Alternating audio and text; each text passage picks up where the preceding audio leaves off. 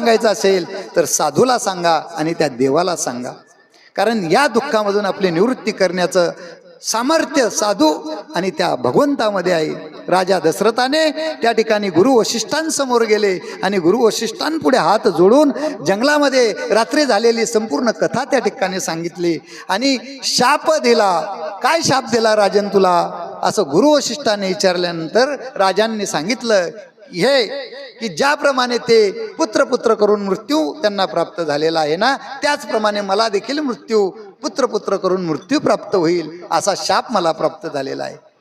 वशिष्ठ मुनींनी ते ऐकल्यानंतर वशिष्ठ मुनींना मोठा आनंद झाला आणि वशिष्ठ मुनी आनंदाने राजाकडे पाहू लागले. राजाने विचार केला या ठिकाणी मला शाप प्राप्त झालेला आहे, परंतु आपल्या गुरूंना आनंद होत आहे. मग राजाला त्या ठिकाणी वशिष्ठाने जवळ बसवलं आणि सांगितलं, राजन तुला हा शाप नाही तर तुला आशीर्वाद प्राप्त झालेला आहे. आतापर्यंत तुझ्या वंशामध्ये तुझ्या 3 पत्न्या तू केलेल्या आहेत, परंतु तिघांनाही त्या ठिकाणी पुत्र प्राप्त नाही, तुला मूलबाळ नाही. पण याच्यामध्ये तुला शापरूपी आशीर्वाद असा आहे की तुला आता पुत्र प्राप्त होईल आणि पुत्र प्राप्त होऊन तू त्याच्या योगाने तुला मृत्यू प्राप्त होईल. याच्यासारखा आशीर्वाद दुसरा काय आहे. राजाला ते समजल्यानंतर राजा दशरथाला देखील आनंद झाला.